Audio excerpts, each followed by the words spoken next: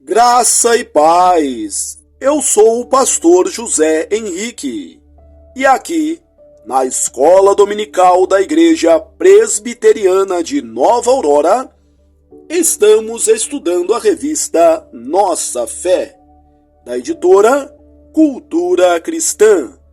Tema trimestral: Não jogue sua vida fora. Lição 8. Nosso alvo: tornar outros alegres em Deus. Segundo aos Coríntios, capítulo 1, 23 e 24. Introdução. Em 2018, David Mathis publicou um texto muito interessante no site Desiring God, Desejando Deus, propondo o que chamou de doutrina da graciosidade. De acordo com ele, é uma enorme vergonha quando a boa teologia ganha má reputação por causa da má conduta. A razão para essa afirmação está na maneira como nos comportamos diante das pessoas, mesmo esposando uma boa e sólida teologia. Temos tratado sobre o grande objetivo de levarmos as pessoas que nos rodeiam a desfrutarem de plena alegria em Cristo, ao perceberem a beleza, a singularidade e a sublimidade dele e da obra que realizou. Este é, sem qualquer dúvida, um nobre objetivo. Não obstante, corremos o risco de realizá-la imbuído de um espírito nada agradável, ranzinza, rabugento e hipercrítico. Se não tomarmos o devido cuidado, seremos pedras de tropeço para muitas pessoas. Outro sério problema é quando se é alguém com um coração não perdoador, implacável em relação aos erros, defeitos, pecados e fracassos das outras pessoas. Se esse for o seu caso, John Piper diz que é impossível arriscar a sua vida para tornar outros alegres em Deus, se você for uma pessoa que não perdoa. Se em nosso coração há reservas ou aversão por elas, ou por seus defeitos e pontos fracos, não nos arriscaremos com alegria para torná-las felizes em Cristo. Podemos até anunciar-lhes Cristo, mas sem prazer, sem alegria. E se agirmos assim, falharemos miseravelmente em nossa tarefa de glorificar a Jesus. Tópico 1. Um espírito gracioso e perdoador. Temos uma tarefa urgente. Não podemos deixá-la para depois. Precisamos examinar nossa motivação em relação às pessoas. Precisamos responder a algumas perguntas. Nós nos inclinamos para a misericórdia? Falta graça na maneira como lidamos com as outras pessoas? Temos um espírito perdoador que se manifesta na disposição de, alegremente, ajudar quem nos feriu a contemplar a beleza de Cristo? Perguntas como essas são importantes, porque, sem essas coisas, nos afastaremos das pessoas, das suas necessidades e, consequentemente, desperdiçaremos a nossa vida vivendo para nós mesmos e para nossa própria agenda. Porque é imperativo que cada um de nós seja uma pessoa perdoadora. Em primeiro lugar, por termos sido perdoados. Fomos perdoados por Deus, logo precisamos ser pessoas perdoadoras. Essa é a lição da parábola do credor incompassivo, Mateus 18, 23 a 35. Inegavelmente, o motivo para ser uma pessoa perdoadora é que nós fomos perdoados por Deus quando não merecíamos. O apóstolo Paulo afirmou em Efésios 4:32: Antes, sede uns para com os outros benignos, compassivos, perdoando-vos uns aos outros, como também Deus, em Cristo, vos perdoou. Em segundo lugar, perdoamos porque consideramos aquilo que nos é dado ao sermos perdoados. Já parou para pensar no que você ganha por causa do perdão que Deus concedeu a você? É claro que podemos pensar em várias bênçãos que recebemos. No entanto, acima de tudo, o maior motivo que temos para sermos pessoas perdoadoras é que o perdão nos dá Deus. Nada pode ser maior e melhor do que isso. Os demais benefícios que recebemos do perdão devem ser vistos por nós como modos de amar a Deus. Se Deus não está nas dádivas que amamos ter recebido, não sabemos para que serve o perdão no final das contas. Como isso se encaixa em glorificar a Cristo e levar outras pessoas a encontrarem alegria nele? Tópico 2. O que perdoados anseiam dar? O perdão concedido a nós é, essencialmente, o modo como Deus remove o grande obstáculo para a nossa comunhão. O pecado erigiu uma muralha, um grande obstáculo entre nós e Deus. Em Cristo, o Senhor nos perdoou, cancelou o nosso pecado e demoliu o muro que nos separava dele. Efésios 2, 14 a 16. Por causa do perdão que temos em Cristo, agora o caminho para o vermos e o conhecermos mais intimamente está completamente livre. Não há mais nenhum obstáculo que nos impeça de nos deleitarmos nele para sempre. A grande custo, o próprio Deus nos deu aquilo de que mais precisamos acima de todas as coisas. Ele mesmo, para o nosso deleite para sempre. Desfrutar de Deus é o maior bem.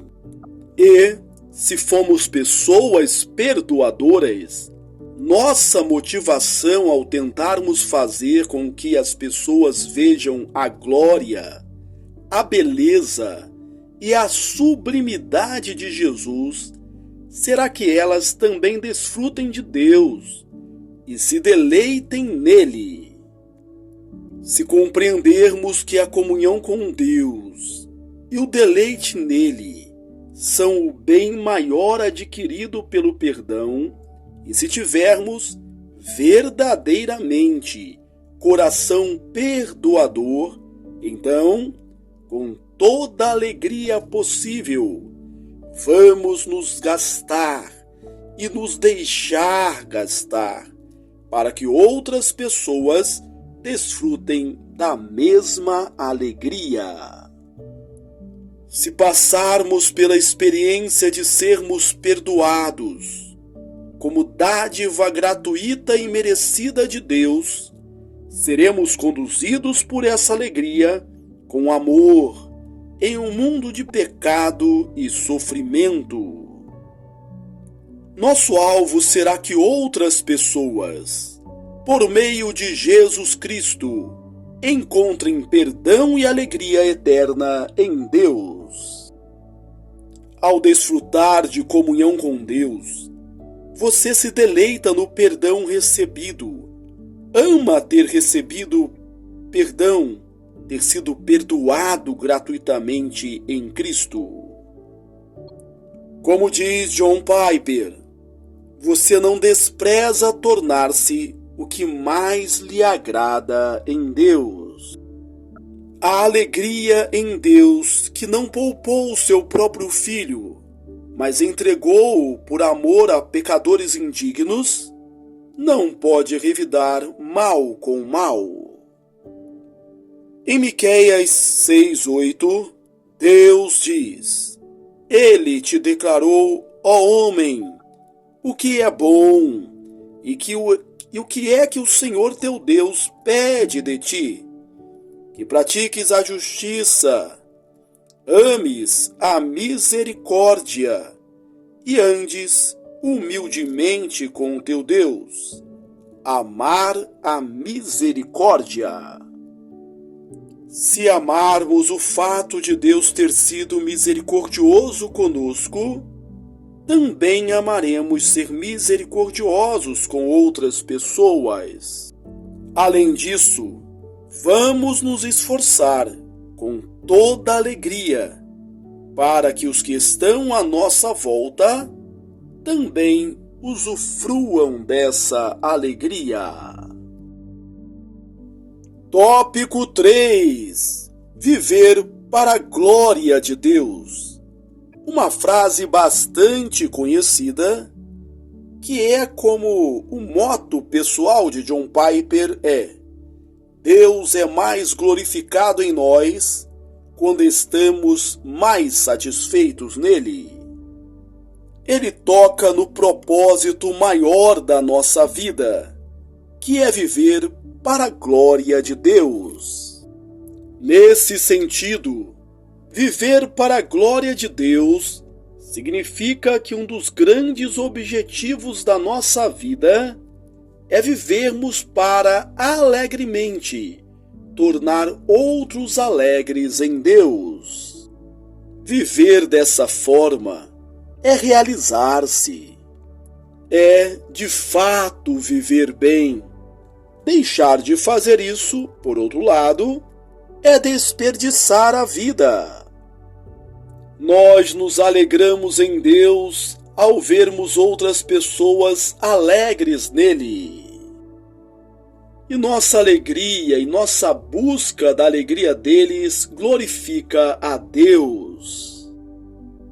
E como a alegria em Deus é a maior e mais duradoura felicidade, buscá-la também é amor. Quando buscamos com alegria que outras pessoas se alegrem em Cristo, ainda que isso custe a nossa própria vida, ao mesmo tempo nós as amamos e glorificamos a Deus. Isso está muito distante de ser uma vida desperdiçada. Algo precisa ficar bem entendido. Alegremente tornar outros alegres em Cristo é o nosso alvo, mas não é a nossa prerrogativa. Como assim? Pense na situação de um pregador. Ele tem o dever de anunciar as Escrituras aos ouvintes, mas não pertence a ele a prerrogativa de fazer com que os ouvintes creiam. Da mesma forma, somos chamados à alegria, buscar que outras pessoas desfrutem da alegria da comunhão com Deus. Não obstante, não compete a nós torná-las alegres. A alegria em Deus tem a ver com a alegria como fruto do Espírito Santo. Gálatas 5:22.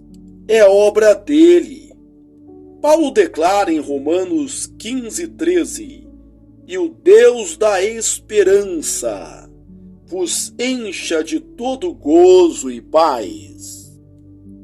Somos chamados a labutar para que nossos familiares, amigos, vizinhos e mesmo desconhecidos encontrem a alegria da comunhão com Jesus Cristo. Mas nossos esforços serão débeis se não tivermos a motivação correta, um coração perdoador e a assistência do Espírito Santo. A alegria em Deus é produzida pelo Espírito Santo. Ela é despertada no coração quando Deus, graciosamente, abre os nossos olhos para enxergarmos de maneira vívida a glória de Jesus Cristo no Evangelho, segundo aos Coríntios 4:4. E o próprio Deus se alegra em usar meios para inundar os corações com essa alegria. E nós somos um dos meios que o Senhor se deleita em usar para trazer pessoas para a plenitude da alegria nele. Foi desta maneira que Paulo descreveu o seu ministério aos Coríntios. Não que tenhamos domínio sobre vossa fé, mas porque somos cooperadores de vossa alegria. Segundo aos Coríntios 1:24. Jesus também disse que a sua pregação era o meio que Deus usaria para dar alegria aos discípulos. Tenho-vos dito estas coisas, para que o meu gozo esteja em vós, e o vosso gozo seja completo. João 15:11. É um imenso privilégio sermos usados por Deus como um meio para tornar as pessoas alegres nele. Conclusão: a alegria em Deus é o alvo de toda obra salvadora. Também é a essência experiencial do que significa ser salvo.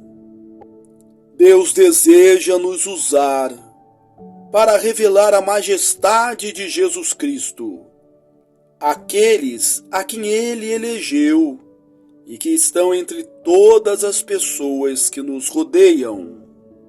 Há um trabalho para o qual fomos arregimentados. O que precisamos ter bem assentado em nossa mente é que necessitamos de algumas coisas para que esse trabalho seja realizado de maneira que Cristo Jesus seja glorificado. Não há como realizar essa obra com um coração ressentido ou hipercrítico em relação aos outros e seus pecados.